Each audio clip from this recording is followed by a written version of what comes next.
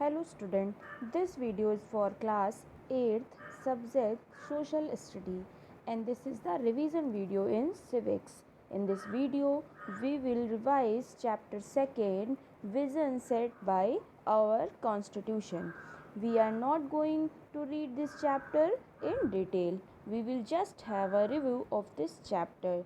So, this chapter we will discuss about part 2nd chapter 2 vision set by our constitution. In first part हमने पढ़ा था आपका कहाँ तक हमारा हुआ था आइडियल ट्रांसफॉर्म इनटू लॉ, जो कि हमारे आइडियल्स हैं वो हमारे लॉज के रूप में चेंज किए गए हैं हमारे कॉन्स्टिट्यूशन में. फिर नेक्स्ट हमारा आता है फंडामेंटल राइट्स. उस दिन भी मैंने आपको बताया था कि there are 6 fundamental rights and 11 fundamental duties.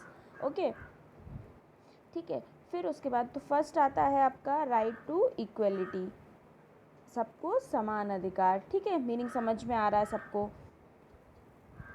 उसके बाद नेक्स्ट हमारा आता है राइट टू फ्रीडम, मतलब स्वतंत्रता का अधिकार.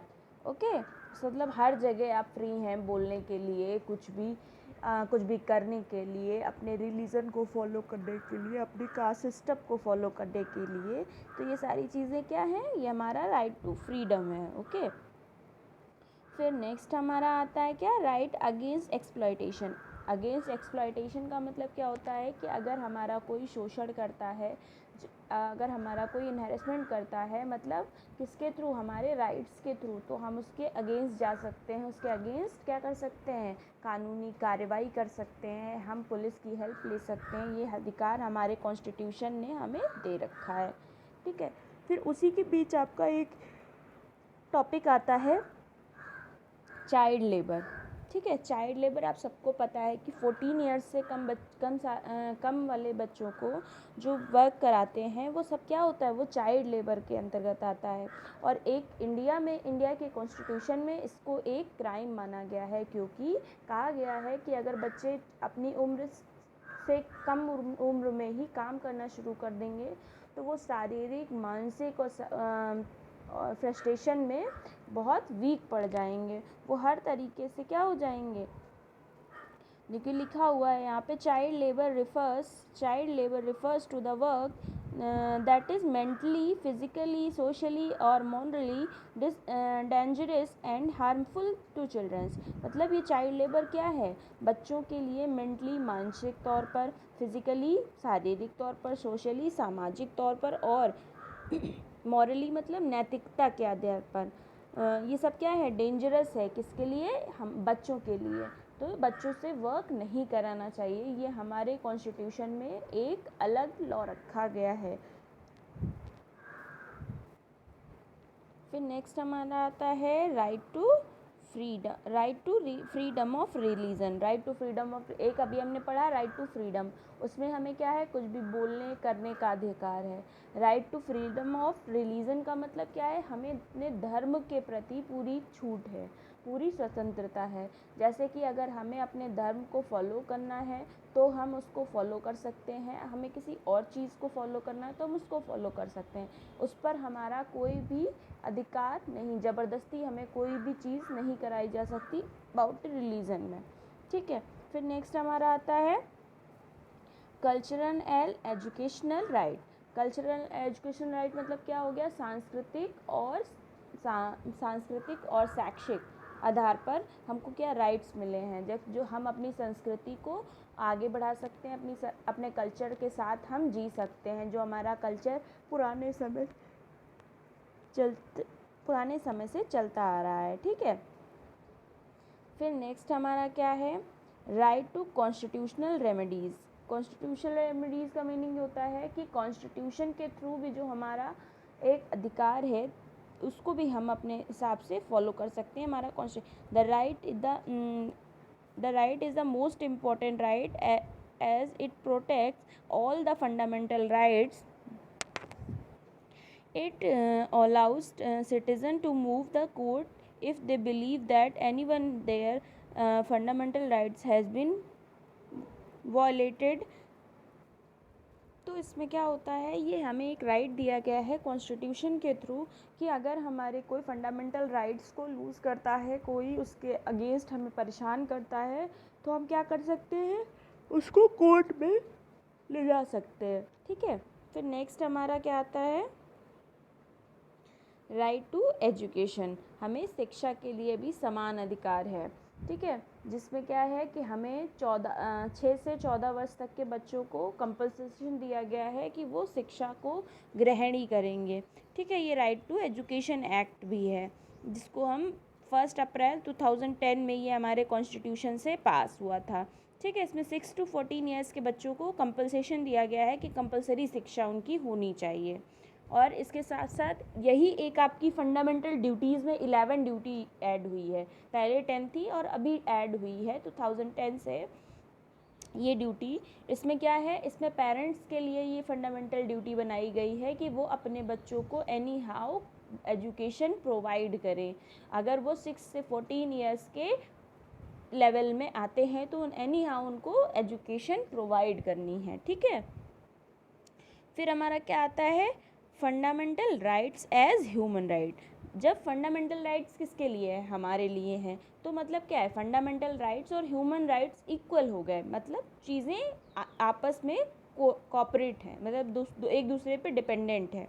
तो क्या है, our country played an active role of as a member of the commission on human rights since its creation in 1946 by the United Nations. CHR was replaced by United Nations Human Rights Council 2006.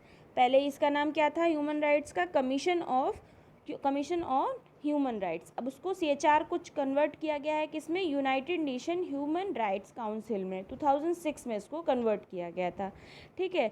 India took an active part of drafting universal declaration on human rights and made significance contribution to it. मतलब India क्या करती है, बहुत बड़ा part निभाती है constitution में human rights को लाने में और उनको निभाने में। ठीक है। फिर है आपका next topic, directive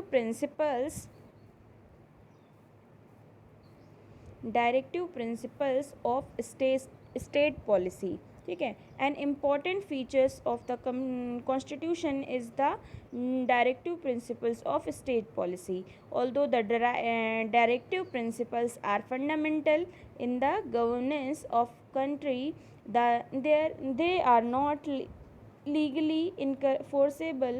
Instead, they are the guidelines for creating a social order characterized by social, economic and political justice, liberty, equality and fraternity was the constitution preamble. और ये सब क्या, देखो जो हमारा डायरेक्टिव प्रिंसिपल किसके पास में है, स्टेट पॉलिसी में, और उसको कैसे कैसे डिफ़ाइन किया गया है, कौन कौन सी चीज़ें रखी गई हैं, इन सब चीज़ों के बारे में बताया गया है। देखो 4-5 चीज़ों में डिवाइड किया गया है।